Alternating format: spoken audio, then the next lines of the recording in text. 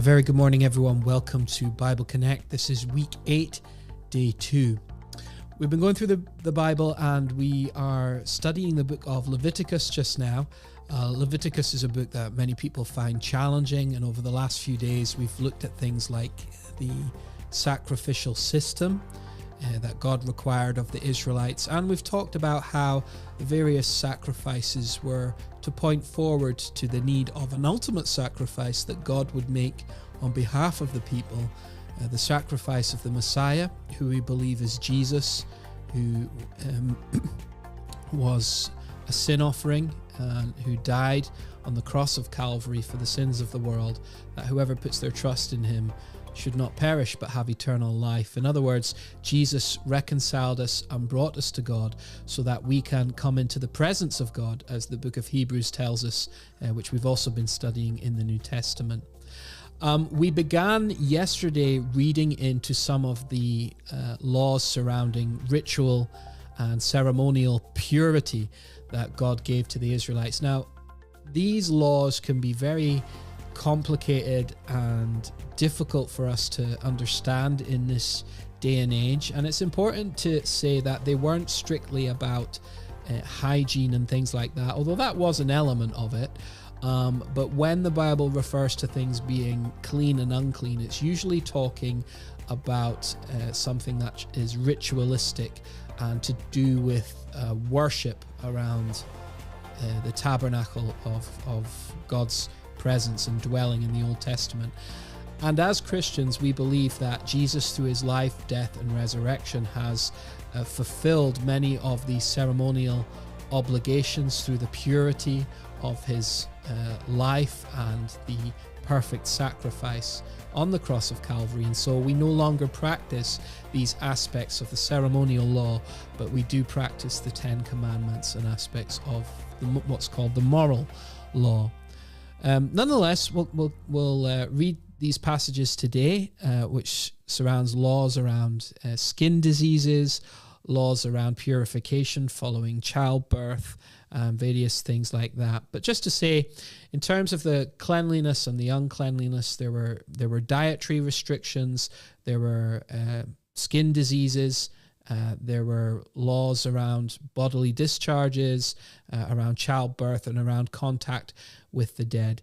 And just to say that the purity laws served multiple purposes, including reinforcing to the community in the Old Testament the need for holiness and purity, especially where serving God around the tabernacle was concerned.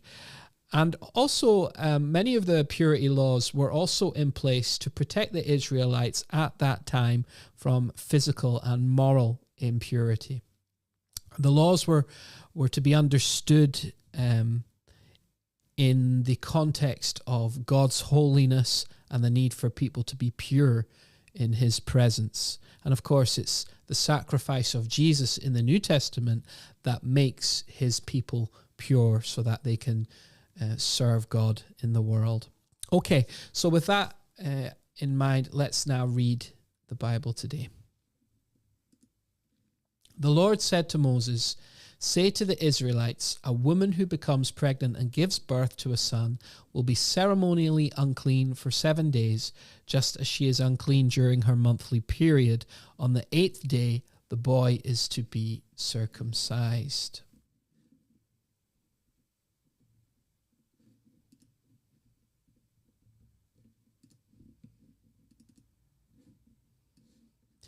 Then the woman must wait 33 days to be purified from her bleeding. She must not touch anything sacred or go to the sanctuary until the days of her purification are over. If she gives birth to a daughter for 2 weeks, the woman shall be unclean as during her period. Then she must wait 36 days to be purified from her bleeding. When the days of her purification for the son or daughter are over, she is to bring to the priest at the entrance of the tent of meeting a 3-year-old lamb for a burnt offering and a young pigeon for a dove for a sin offering. She shall offer them before the Lord to make atonement for her, and she will be ceremonially clean from her flow of blood.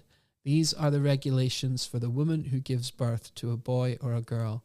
But if she cannot afford a lamb, she is to bring 2 doves or 2 young pigeons, one for a burnt offering and the other for a sin offering. In this way, the priest will make atonement for her, and she will be clean. The Lord said to Moses and Aaron, when anyone has a swelling or a rash or a shiny spot on their skin that may be a defiling skin disease, they must be brought to Aaron the priest or one of his sons who is a priest. The priest is to examine the sore on the skin, and if the hair in the sore has turned white and the sore appears to be more than skin deep, it is a defiling skin disease. When the priest examines that person, he shall pronounce them ceremonially unclean. If the shiny spot on the skin is white but does not appear to be more than skin deep, and the hair in it has not turned white, the priest is to isolate the affected person for 7 days. On the 7th day, the priest is to examine them, and if he sees that the sore is unchanged and has not spread in the skin, he is to isolate them for another 7 days. On the 7th day, the priest is to examine them again, and if the sore has faded and has not spread in the skin, the priest shall pronounce them clean. If it is only a rash, they must wash their clothes, and they will be clean. But if the rash does spread in their skin after they have shown themselves to the priest to be pronounced clean, they must appear before the priest again. The priest is to examine that person, and if the rash has spread in the skin, he shall pronounce them unclean. It is a defiling skin disease. When anyone has a defiling skin disease, they must be brought to the priest. The priest is to examine them, and if there is a white swelling in the skin that has turned the hair white, and if there is a raw flesh in the swelling, it is a chronic skin disease, and the priest shall pronounce them unclean. He is not to isolate them because they are already unclean. If the disease breaks out all over their skin, and so far as the priest can see, it covers all the skin of the affected person from head to foot, the priest is to examine them, and the disease has covered their whole body, he shall pronounce them clean. Since it has all turned white, they are clean. But whatever raw flesh appears on them, they will be unclean. When the priest sees the raw flesh, he shall pronounce them unclean. The raw flesh is unclean, and they have a defiling disease. If the raw flesh changes and turns white, they must go to the priest. The priest is to examine them, and if the sores have turned white, the priest shall pronounce the affected person clean. Then they will be clean. When someone has a boil on their skin and it heals, and in the place where the boil has a white swelling or reddish white spot appears, they must present themselves to the priest. The priest is to examine it, and if it appears to be more than skin deep and the hair in it has turned white, the priest shall pronounce that person unclean. It is a defiling skin disease that has broken out where the boil was. But if, when the priest examines it, there is no white hair on it in it, and it is not more than skin deep and has faded, then the priest is to isolate them for 7 days. If it is spreading in the skin, the priest shall pronounce them unclean if it is a defiling disease. But if the spot is unchanged and has not spread, it is only a scar from the boil, and the priest shall pronounce them clean.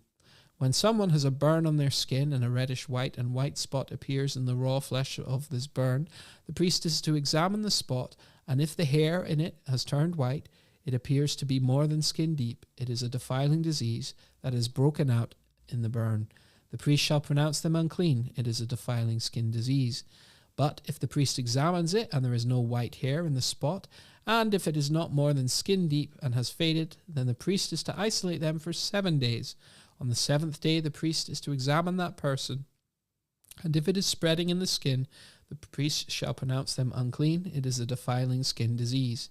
If, however, the spot is unchanged and has not spread in the skin but has faded, it is a swelling from the burn, and the priest shall pronounce them clean. It is only a scar from the burn. If a man or a woman has a sore on their head or chin, the priest is to examine the sore, and if it appears to be more than skin deep and the hair in it yellow and thin, the priest shall pronounce them unclean. It is a defiling skin disease on the head or chin. But if the priest examines the sore, it does not seem to be more than skin deep, and there is no black hair in it, then the priest is to isolate the affected person for 7 days. On the 7th day, the priest is to examine the sore, and if it has not spread and there is no yellow hair in it, and it does not appear to be more than skin deep, then the man or woman must shave themselves except for the affected area, and the priest is to keep them isolated another 7 days. On the 7th day, the priest is to examine the sore, and if it has not spread in the skin and appears to be no more than skin deep, the priest shall pronounce them clean. They must wash their clothes, and they will be clean. But if the sore does spread in the skin after they are pronounced clean, the priest is to examine them, and if he finds that the sore has spread in the skin, he does not need to look for yellow hair. They are unclean. If, however, the sore is changed so far as the priest can see, and if black hair has grown in it, the affected person is healed. They are clean, and the priest shall pronounce them clean. When a man or a woman has white spots on the skin, the priest is to examine them, and if the spots are dull white, it is a harmless rash that has broken out on the skin. They are clean. A man who has lost his hair and is bald is clean. If he has lost his hair from the front of his scalp and has a bald forehead, he is clean with it. If he has a reddish-white sore on his bald head or forehead, if it is a defiling disease breaking out on his head or forehead, the priest is to examine him, and if the swollen sore on his head or forehead is a reddish-white like a defiling skin disease, the man is diseased and is unclean. The priest shall pronounce him unclean because of the sore on his head. Anyone with such a defiling disease must wear torn clothes, let their hair be unkept, uncover the lower part of their face, and cry out, "Unclean, unclean." As long as they have the disease, they remain unclean. They must live alone. They must live outside the camp. As for any fabric that is spoiled with a defiling mold, any wooden or linen clothing, any woven or knitted material of linen or wool, any leather or anything made of leather, if the affected area in the fabric, the leather, the woven or knitted material, or any leather article is greenish or reddish, it is a defiling mold and must be shown to the priest. The priest is to examine the affected area and isolate the article for 7 days. On the 7th day he is to examine it, and if the mold has spread in the fabric, the woven or knitted material or leather, whatever its use, it is a persistent defiling mold, the article is unclean. He must burn the fabric, the woven or knitted material or wool or linen, or any leather article that has been spoilt because the defiling mold is persistent. The article must be burned, but if the priest examines it, the mold has not spread in the fabric, the woven or knitted material, or the leather article, he shall order that the spoiled article be washed. Then he is to isolate it for another 7 days. After the article has been washed, the priest is to examine it again, and if the mold has not changed its appearance, even though it has not spread, it is unclean. Burn it, no matter which side of the fabric has been spoiled. If, when the priest examines it, the mold has faded after the article has been washed, he is to tear the spoiled part out of the fabric, the leather, or the woven or knitted material. But if it reappears in the fabric, in the woven or knitted material, or in the leather article, it is a spreading mold. Whatever has the mold must be burned. Any fabric, woven or knitted material, or any leather article that has been washed and is rid of the mold must be washed again. Then it will be clean. These are the regulations concerning the defiling molds in woolen or linen clothing, woven or knitted material, or any leather article, from pronouncing them clean and unclean.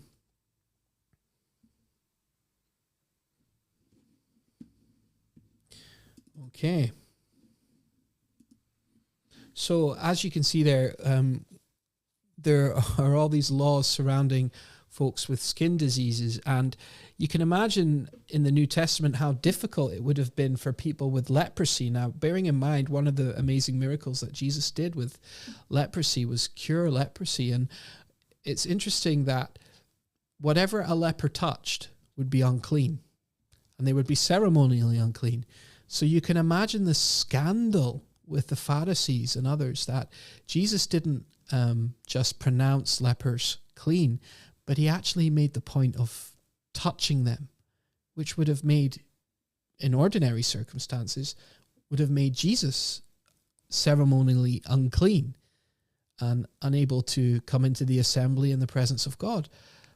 But what happens is that rather than Jesus becoming unclean under the law, the leper becomes clean as he is touched by Jesus. And so this is one of the things that God was pointing the Israelites towards, was their need to be cleansed by God. And that's what Jesus does when he comes. He comes and he heals and he cleanses, and he takes people who were excluded and on the outside of the assembly because of their uncleanliness, and he draws them in to the life of the worshipping community and into the people of God, and to make them worshippers of God. So he atones for their sins and he cleans them up before a holy God. Right, we'll see if we can bring Leviticus chapter 14 up just now. We were having a wee bit of problems there. So bear with me just a wee second and we'll be back in a minute.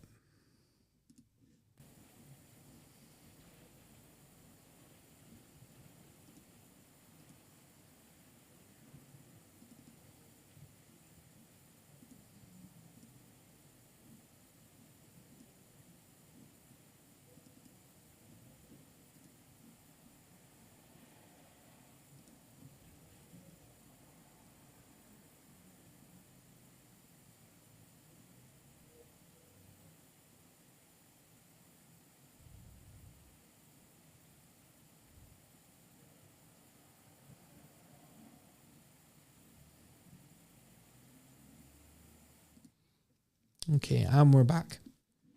The Lord said to Moses, "These are the regulations for any diseased person at the time of their ceremonial cleansing when they are brought to the priest. The priest is to go outside the camp and examine them if they have been healed of their defiling skin disease. The priest shall order that the 2 live clean birds and some cedar wood, scarlet yarn, and hyssop be brought for the person to be cleansed. Then the priest shall order that one of the birds be killed over fresh water in a clay pot.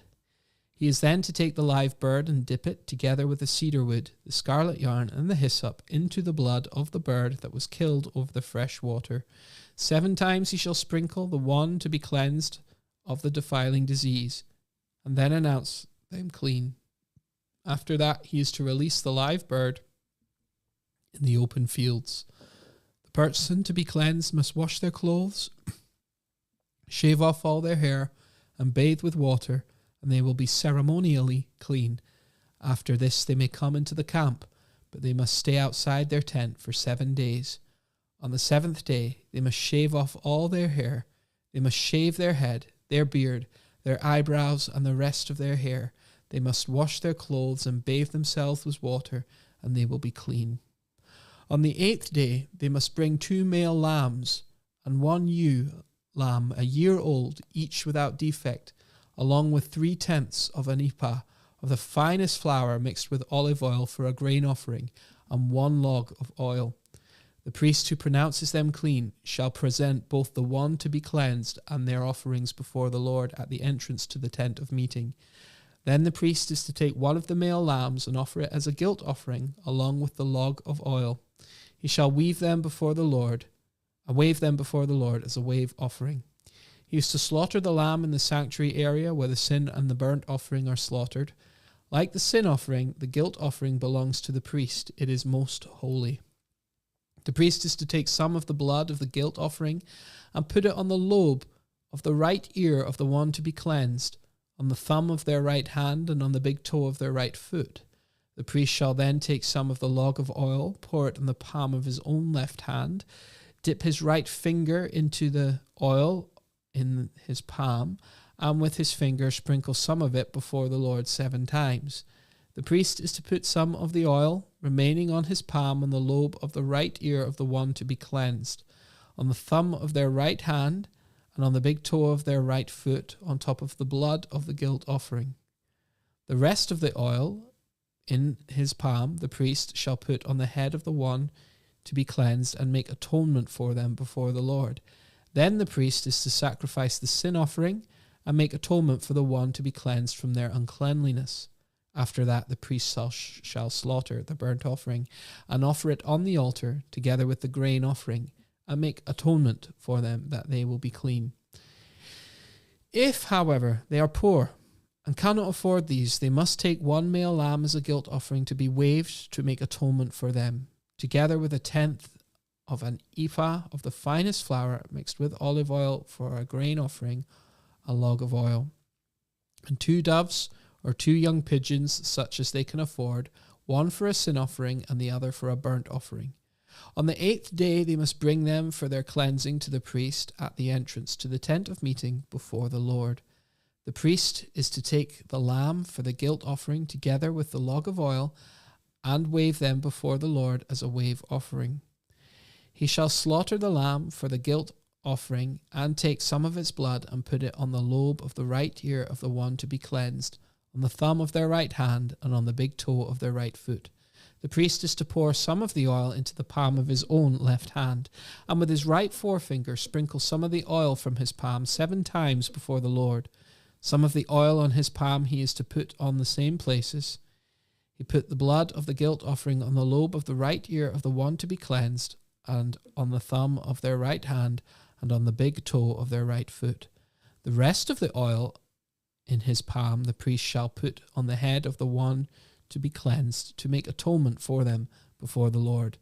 Then he shall sacrifice the doves or the young pigeons, such as the person can afford, one as a sin offering and the other as a burnt offering, together with the grain offering. In this way the priest will make atonement before the Lord on behalf of the one to be cleansed. These are the regulations for anyone who has a defiling skin disease and who cannot afford the regular offerings for their cleansing. The Lord has said to Moses and Aaron, "When you enter the land of Canaan, which I am giving you as your possession, and I put a spreading mold in the house in the land, the owner of the house must go and tell the priests, 'I have seen something that looks like a defiling mold in my house.' The priest is to order the house to be emptied before he goes in to examine the mold, so that nothing in the house will be pronounced unclean. After this, the priest is to go in and inspect the house. He is to examine the mold on the walls, and if it has greenish or reddish depressions that appear to be deeper than the surface of the wall, the priest shall go out the doorway of the house and close it up for 7 days. On the 7th day, the priest shall return to inspect the house. If the mold has spread on the walls, he is to order that the contaminated stones be torn out and thrown into an unclean place outside the town. He must have all the inside walls of the house scraped and the material that is scraped off dumped into an unclean place outside the town. Then they are to take the other stones to replace these and take new clay and plaster the house. If the defiling mold appears in the house after the stones have been torn out and the house scraped and plastered, the priest is to go and examine it, and if the mold has spread in the house, it is a persistent defiling mold. The house is unclean. It must be torn down, its stones, timbers, and all the plaster, and taken out of the town to an unclean place. Anyone who goes into the house while it is closed up will be unclean till evening. Anyone who sleeps or eats in the house must wash their clothes, but if the priest comes to examine it, and the mold has not spread after the house has been plastered, he shall pronounce the house clean, because the defiling mold is gone. To purify the house, he is to take 2 birds and some cedar wood, scarlet yarn, and hyssop. He shall kill one of the birds over fresh water in a clay pot. Then he is to take the cedar wood, the hyssop, the scarlet yarn, and the live bird, dip them into the blood of the dead bird and the fresh water, and sprinkle the house 7 times. He shall purify the house with the bird's blood, the fresh water, the live bird, the cedar wood, the hyssop, and the scarlet yarn. Then he is to release the live bird in the open fields outside the town. In this way he will make atonement for the house, and it will be clean. These are the regulations for any defiling skin disease for a sore, for defiling molds in a fabric or in a house, or for a swelling, a rash, or a shiny spot, to determine when someone is clean or unclean. These are the regulations for defiling skin diseases and defiling molds.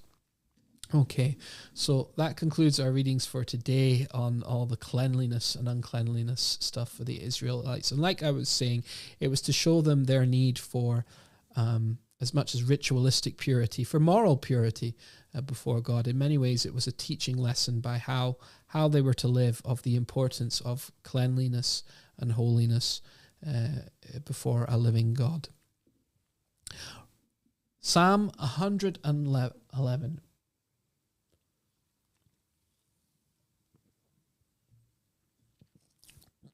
Praise the Lord.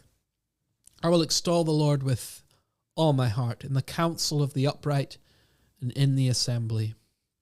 Great are the works of the Lord. They are pondered by all who delight in them. Glorious and majestic are his deeds, and his righteousness endures forever. He has caused his wonders to be remembered. The Lord is gracious and compassionate.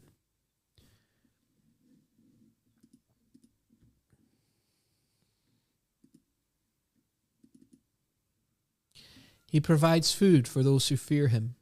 He remembers his covenant forever. He has shown his people the power of his works, giving them the lands of other nations. The works of his hands are faithful and just. All his precepts are trustworthy. They are established forever and ever, enacted in faithfulness and uprightness. He provided redemption for his people. He ordained his covenant forever. Holy and awesome is his name. The fear of the Lord is the beginning of wisdom. All who follow his precepts have good understanding. To him belongs eternal praise.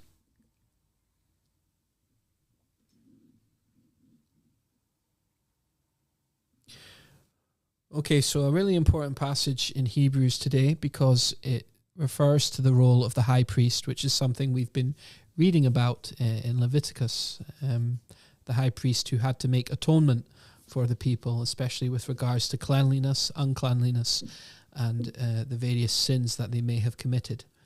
This is the New Testament now talking about Jesus' priestly function. It says, every high priest is selected from among the people and is appointed to represent the people in matters related to God, to offer gifts and sacrifices for sins.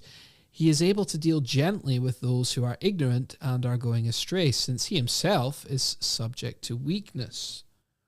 This is why he also has to offer sacrifices for his own sins, as well as for the sins of the people. And no one takes this honor on himself, but he receives it when he is called by God, just as Aaron was. In the same way, Christ did not take on himself the glory of becoming a high priest, but God said to him, "You are my son. Today I have become your father." So that's obviously a quote from Psalm 110 there, which we read yesterday, that God has made Jesus a priest after the order of Melchizedek. And he says in another place, "You are a priest forever in the order of Melchizedek." During the days of Jesus' life on earth, he offered up prayers and petitions with fervent cries and tears to the one who could save him from death, and he was heard because of his reverent submission. Though he was, he learned obedience from what he suffered.